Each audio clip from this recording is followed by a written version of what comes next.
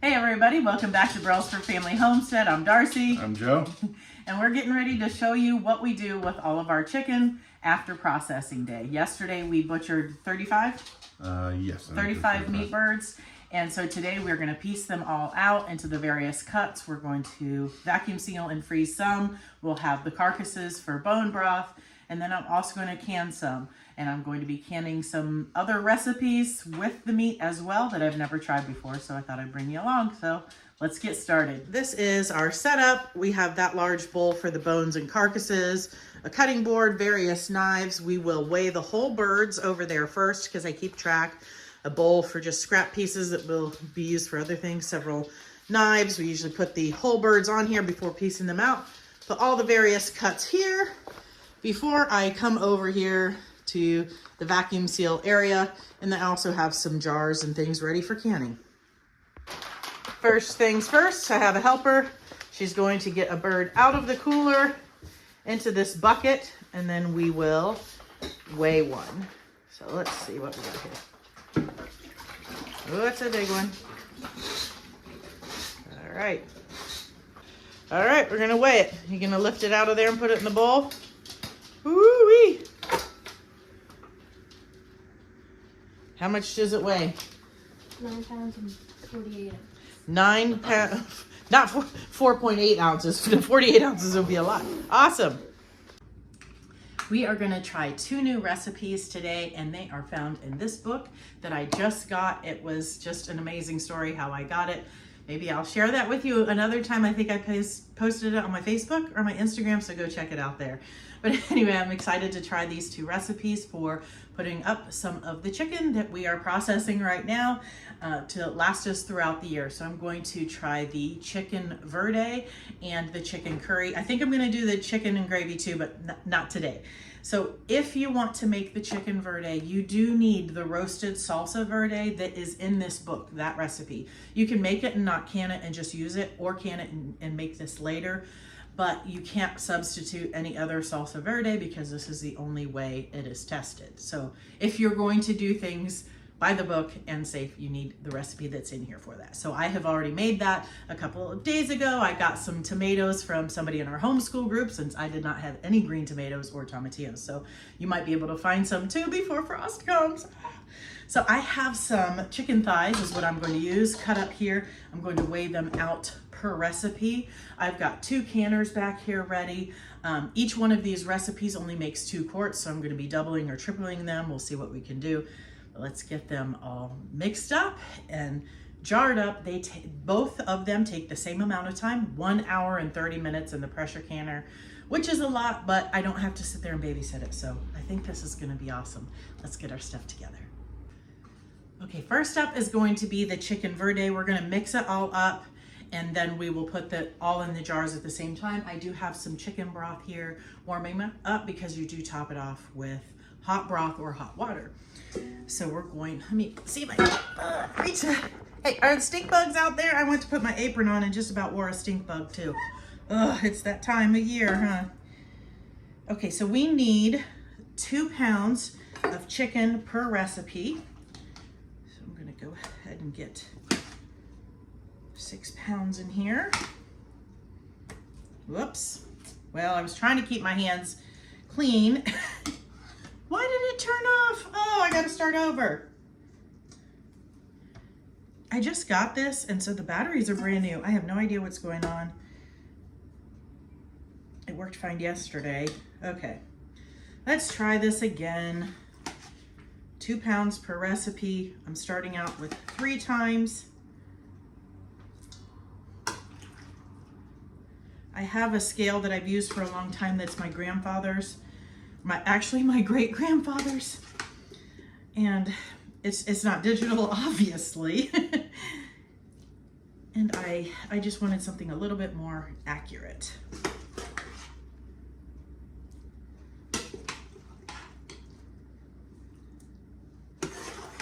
Almost there.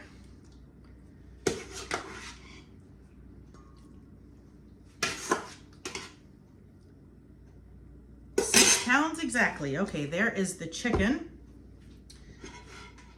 Nothing else is by weight, I believe. we're going to put this all together in a bowl to mix it up. We need 1 cup of white beans. I'll get that in a minute because I have to drain them. I forgot to open and drain that. I tried to get everything ready for you. We need 1 cup of sliced green onions. Those are in here. 1 cup of salsa verde. No, I need 3.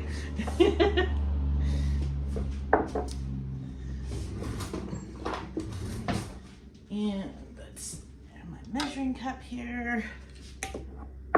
I had 1 jar, not seal, when I made this, so this had been in the refrigerator. Let's see what we got here. I tasted this and it is really, really good. I may just make all of my salsa verde the roasted in the future for next year because I like it so much. And then I know I can make this meal in a jar with that. Okay, there is 2 cups. Let's get 1 more. Hope you guys can see all right.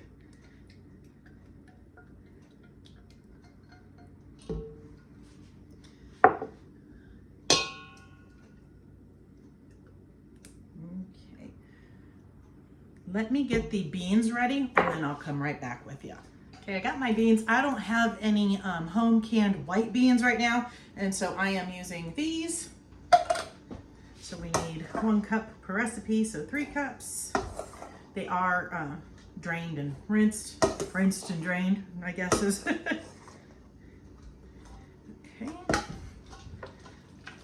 And then there are seasonings we need to add. Get this out of the way. We need some salt. 2 teaspoons. So we need 2, 4, 6 teaspoons, which is 2 tablespoons. All right, garlic cloves sliced. I'll get that in a second. Sliced pickled jalapenos. I did not have any home pickled jalapenos or time to do it. So here we go. I am going to pour them out a little bit in here.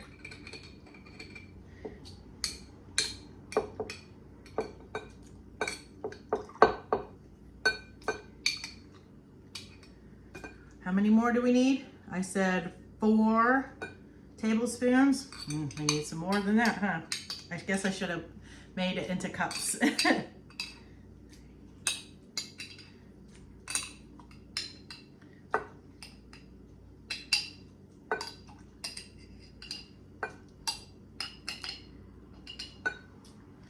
This might be hot for my husband. We'll see.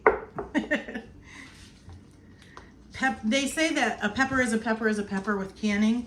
So if you think jalapenos would be too hot for you, you could use like pickled banana peppers, pickled green chilies, you know, something like that. But they would have to be pickled since that's what the recipe calls for. Otherwise, you need to find a different recipe. All right, what else do we need? Our cilantro, and then we just have to do the garlic, and our cilantro is in the fridge.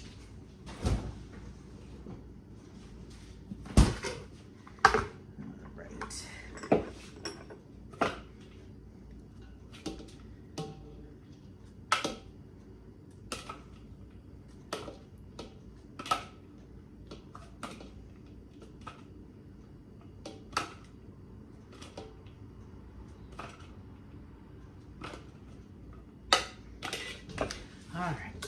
All right, stir this together. I'm gonna go ahead and put the chicken in here and then put the garlic after I slice it and mix it all together.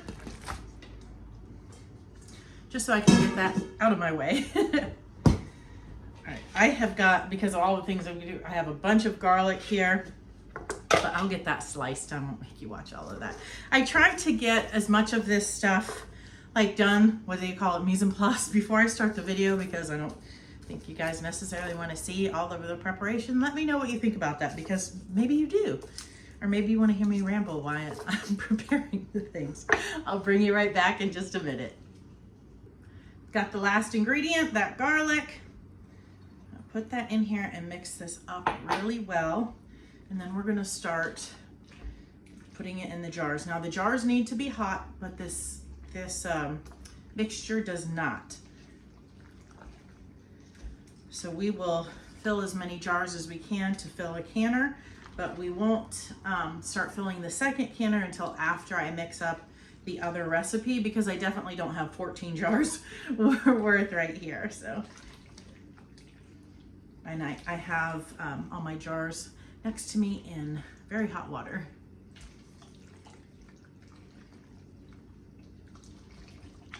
I avoided canning chicken until last year. I've been canning in some way or another for a number of years, but I hadn't ventured into meat, especially chicken, because the look and the smell, especially of like commercially canned chicken from the grocery store, just really grossed me out. But when you can chicken by itself, it doesn't look pretty. I will do that with you here soon. I canned some last night. I'm gonna can some more maybe tonight. I'm gonna bring you along. It doesn't necessarily look pretty, but it is really convenient to have, and it's helped me to utilize more of our chicken. I mean, often we would have no chicken left except for drumsticks. And so I would give them away or try to find some way to get my family to eat them.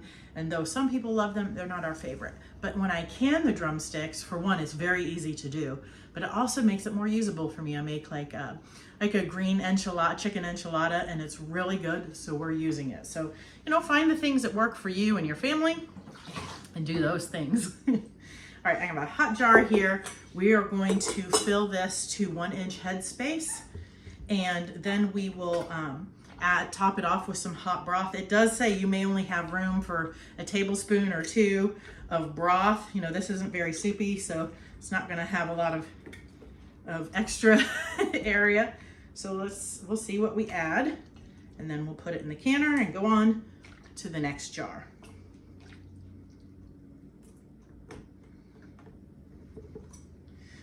I think I overfilled a little bit. When it's really big chunks like this, it can be easy to do. When I do the next one, I'll bring you down because I'm realizing that you probably cannot see what I'm doing. Okay, I'm gonna add a little bit back in here. And I'm gonna grab my broth. It's in a saucepan, heating up just behind me.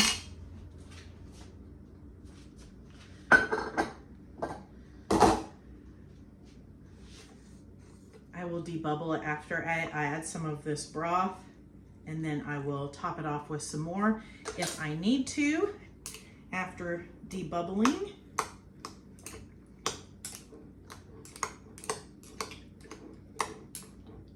Because it's making that liquid go down in there.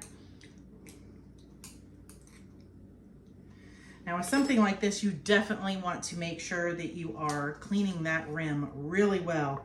I mean, you should be anyway, granted, but with something like this, it's kind of has some oily bits. It can get real dirty. You got to clean that rim really well. So, keep a clean paper towel or washcloth. Make sure you're not just wiping it off with a dirty one, because you want that lid to not have anything keeping it from sealing. So there is the first one. I will bring you down to see closer with this one. All right, let's try that again without the big bowl in the way. I did one down closer for you and then realized that you couldn't see. So here we are with the third jar.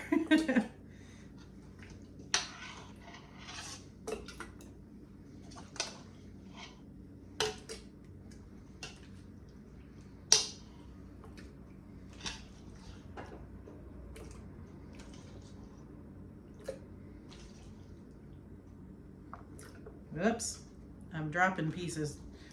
This is all clean, so we'll just stick it right in there.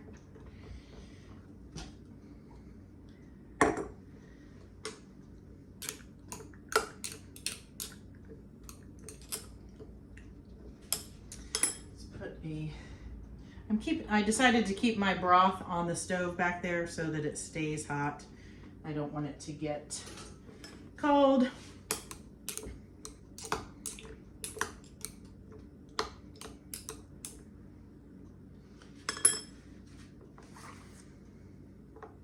All right, I'm a little bit over, so I'm going to just put it right back in the bowl that we're dealing with here. All right, clean that rim off really good because there is lots of things on it. Clean lid, clean ring, finger tip tight, and the canner it goes. The chicken verde is all jarred up and I'm ready to put the lid on the canner. I've decided I'm just going to, instead of adding the curry to this also, even though they take the same time, I'm gonna get it started. This only made 5 quarts and I was expecting 6, but that happens sometimes with these recipes. So I'm gonna go ahead and get it started. I did add some more water according to my canner's directions.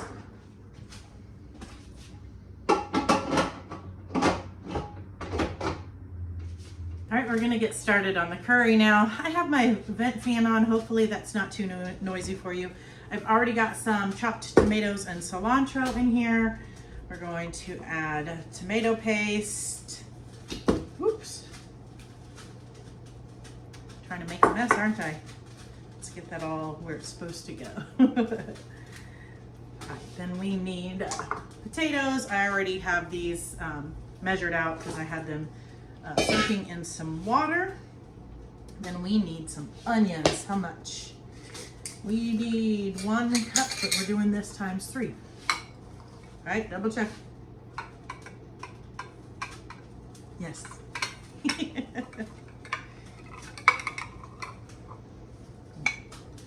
I overflowed that a little bit. 1.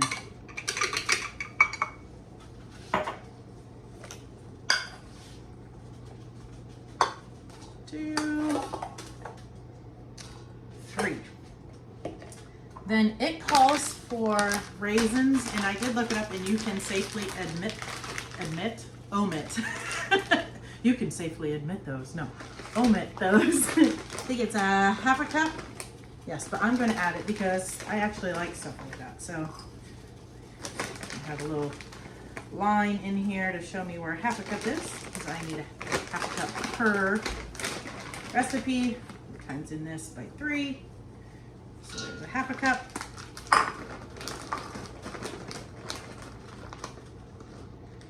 And 1 cup. All right, what else do we need? We have the potatoes, we have the raisins, and we have onion, and we have this chicken right here. Now we need some salt. I had everything right up here. And it's 2 teaspoons per recipe. So again, we're going to use 2 tablespoons. Then we need cilantro, that's already in there. Tomato paste, curry powder. It says 1 teaspoon, so that is, for times 3, 1 tablespoon. And then we need garam masala, 1 teaspoon, so again, 1 tablespoon.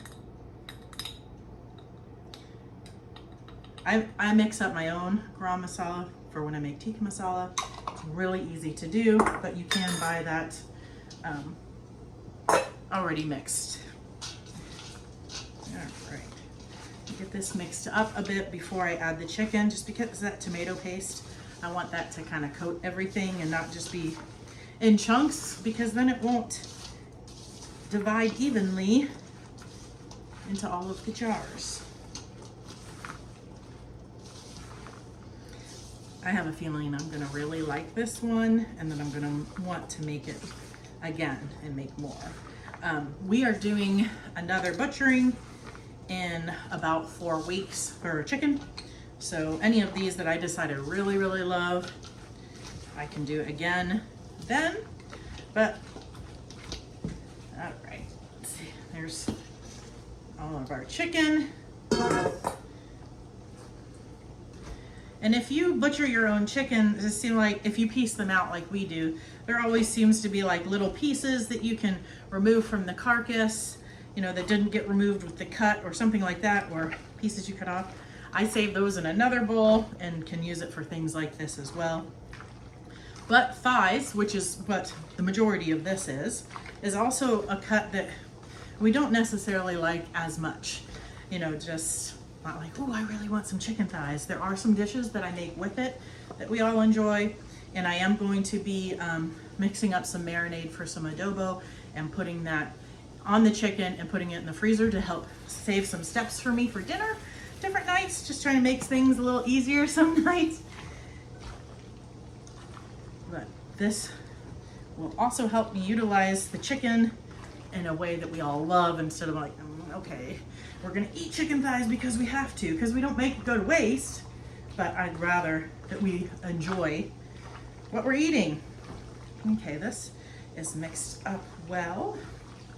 I am gonna just go wash my hands because I wanna start picking up these jars and stuff with clean hands. I don't know, is that weird? I'll be right back. These are the same process where we will fill the jars to 1-inch headspace, top off with some hot broth, debubble, and put in the canner for an hour and a half. I'm just about to set the timer for venting on this one. Let's get started on the curry. Okay. I washed all of these things so I wouldn't be mixing flavors. I think I will use this to skip it out. I think that might work a little better. We'll see. This looks like it's going to be delicious. I really hope we enjoy this.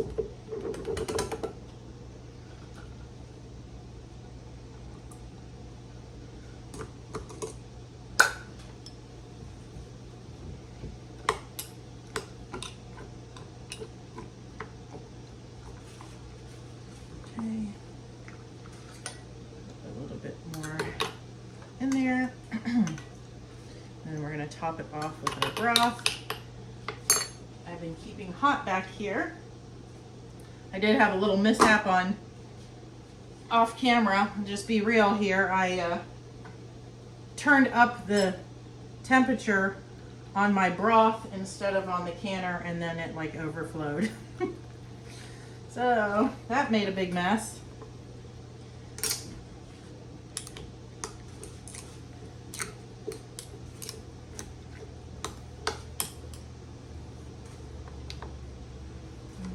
Just touch more, and then we're going to clean the rim.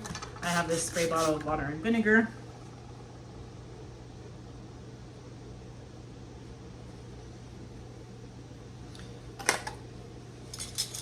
Washed lid. In the canner this one goes. I got 5 quarts of the curry plus this 1 pint that I'll put in now. This recipe you can do either quarts or pints, and there's different cooking times for them. So if you mix sizes, then you're going to go for the higher time. I'm going to go ahead and put the lid on.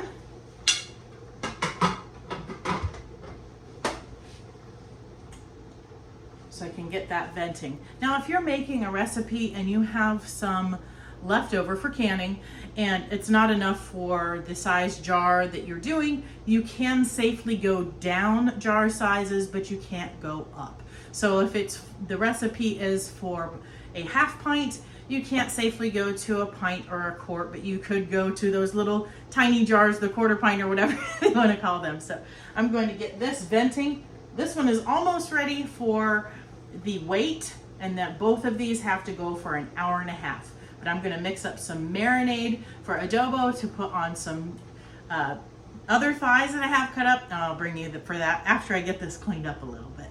The next thing is mixing up some chicken adobo marinade to put these in the freezer. I am going to do more than this, but I'm not sure I have enough soy sauce right now, and I also need to cut up some more thighs, but I'm going to get these going. This will make it super easy. When I can take these out of the freezer, once they're thawed, they're ready to go to cook and make chicken adobo. So the first thing I'm going to do is add soy sauce, vinegar, which I am Instead of using white vinegar, I am using chive blossom vinegar. I believe I did a video or a short. I'll post it up here. And I just like it. It adds that little bit of kind of oniony, well, chive flavor. So let's get these measured out. I'm going to put 3 bay leaves in each bag.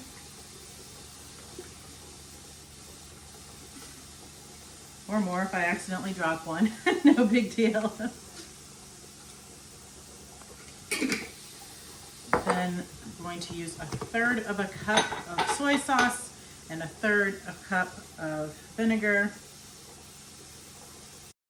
I'm sure if you don't like to use any type of soy products, whether it's organic or not, you could use coconut aminos. I just don't particularly like that. For some reason, my body doesn't either.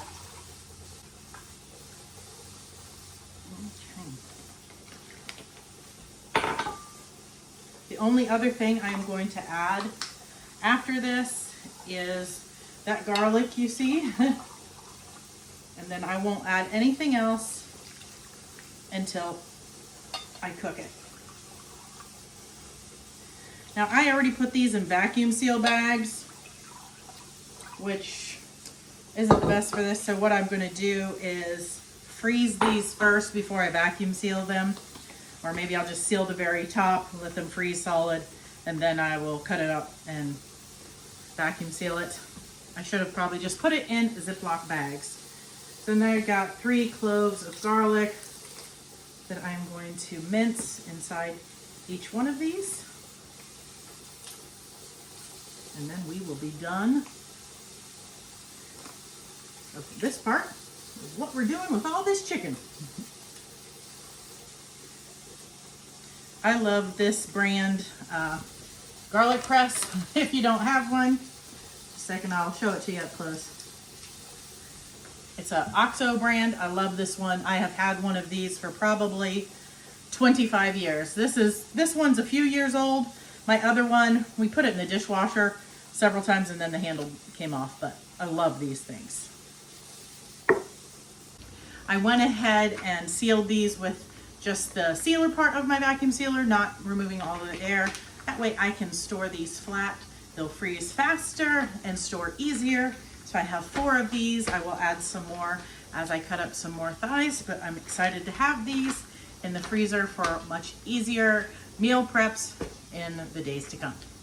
It's time to do some more canning. We're going to can some of the chicken legs. I really like to do this. It seems to be so simple and something I can do while we're in the middle of piecing out chickens.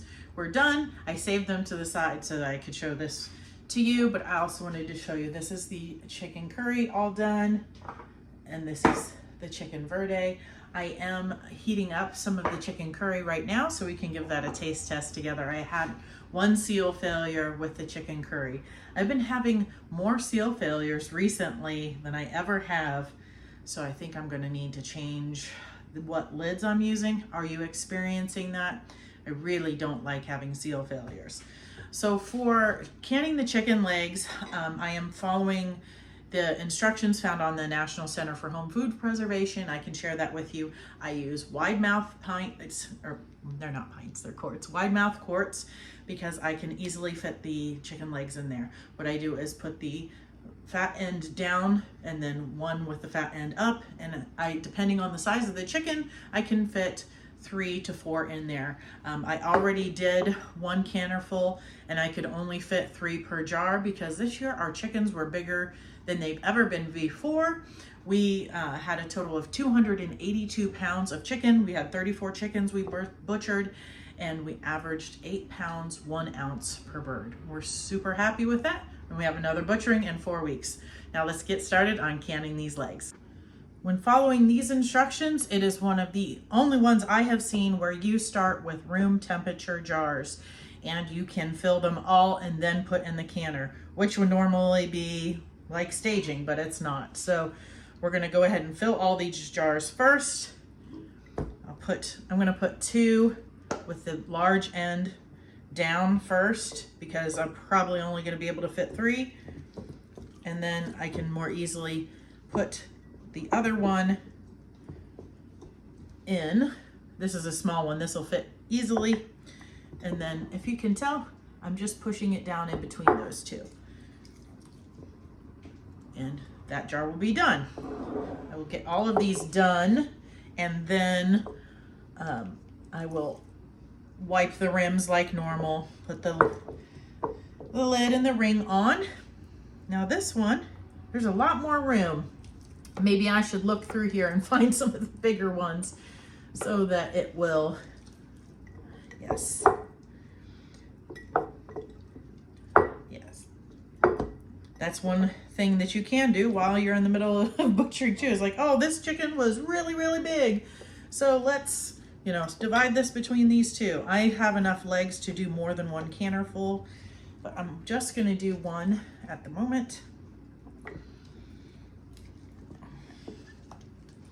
I don't know that I can fit 4 in there. I'd have to be a really small leg.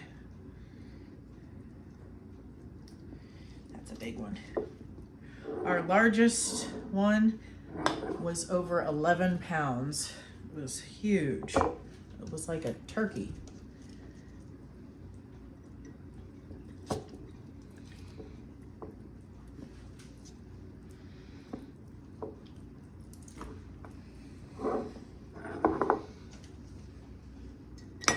I mean, look at that. Look at the size of that. That's huge. And there's the palm of my hand. Huge.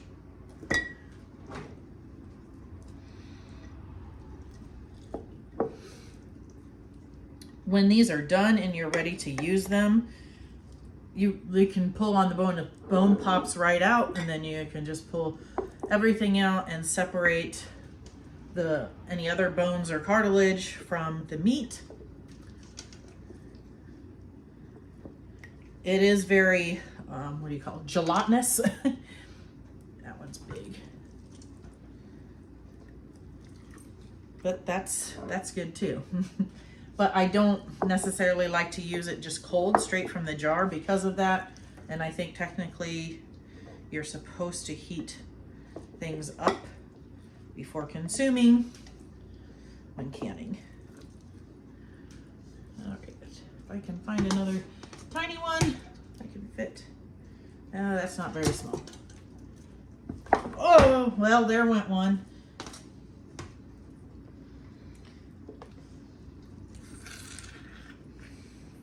Okay, let me go wash my hands. Forgot to bring you along. We're gonna wipe this clean. New and washed lid. Fingertip tight.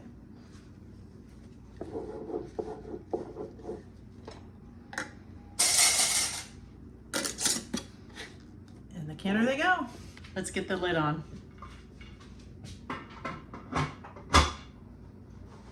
After this is heated up and started venting, we'll set a timer for 10 minutes. Then we'll put the weight on. Once the weight starts to jiggle, a 10-pound weight for my elevation, then these will process for 75 minutes. Then we'll remove it from the heat, let it sit until the pressure comes all the way down, and then slowly open it and take the jars out and let them sit for 12 to 24 hours. I'm going to show you some of the cans that I did previously so you can see what it looks like when it's all done. And this is our chicken curry. It's been simmering away, so I'm going to dish some of that out and we can try it. This is the chicken legs that I previously canned.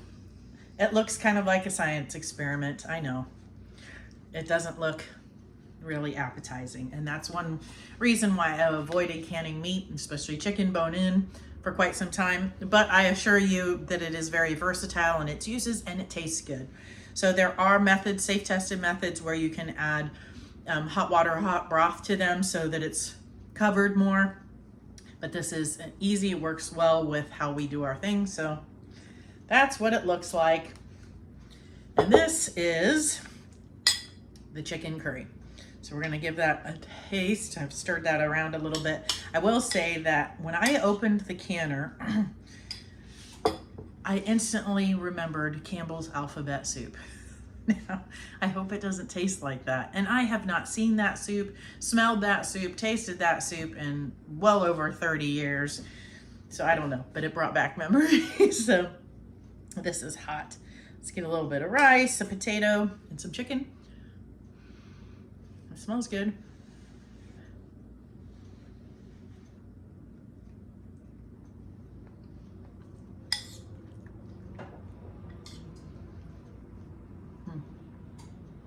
It's good. I personally would like some spice to that. But I have made some hot sauce. I'm going to be making some more. I have some fermented hot sauce that probably is done today and I need to handle, so maybe we'll try some on that when I eat some more.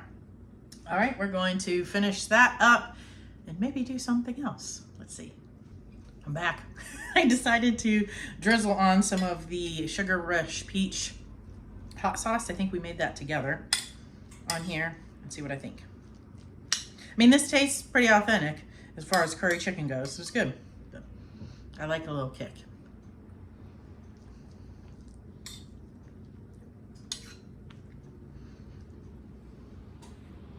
That's good.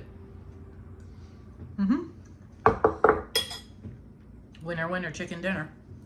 The canner's starting to pressurize, and I thought, let's get out the other canner and can some more chicken. This time we're going to do boneless thighs.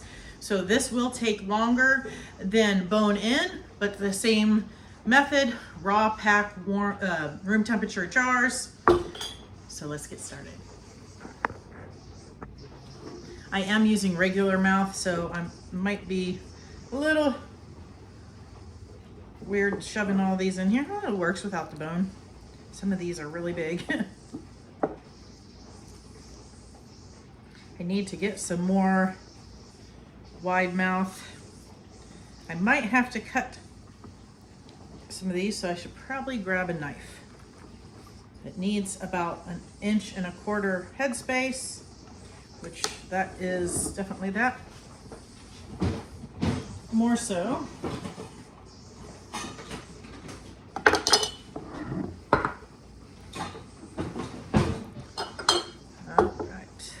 Just in case we need that knife.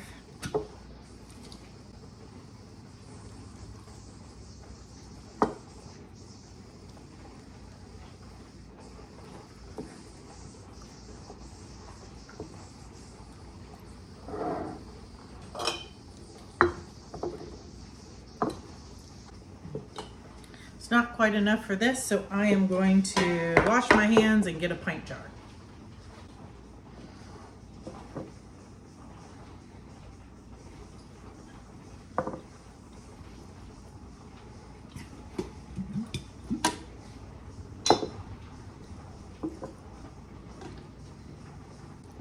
I'm gonna wash my hands and remeasure, make sure everything's okay. If you're curious, this was the thighs from 18 chickens. So I'm pretty sure that was the number. What do we got? 4, 5, 6 quarts and a pint.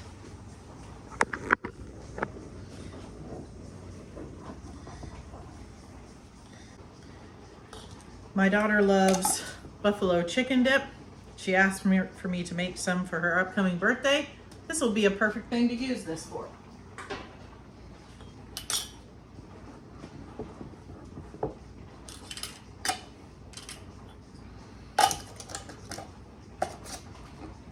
Now I'll get the lid on this, turn the heat up, and once it starts steaming, venting, set a timer for 10 minutes, and then it processes for 90 minutes, I believe. I'm gonna double check as soon as I put that lid on. Oh, I have finished all of the chicken. I wanted to show you what the thighs look like canned.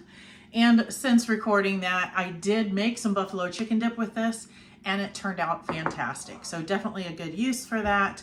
I ended up canning 6.5 quarts of the thighs and 21 quarts of the chicken legs. So lots of options there. I hope showing you what we do has helped you. We froze the breast in meal-size portion, the wings in meal-size portion, and the tenderloins in meal-size portions by vacuum sealing them. So I canned all of the thighs except for what you saw me put in adobo. Plus we ate some within that time too. So there truly now is a lot of food for us to eat in the pantry and in the freezer. And here in just a few short weeks, we'll be doing it again. Thanks for watching, guys. Until next time, God bless.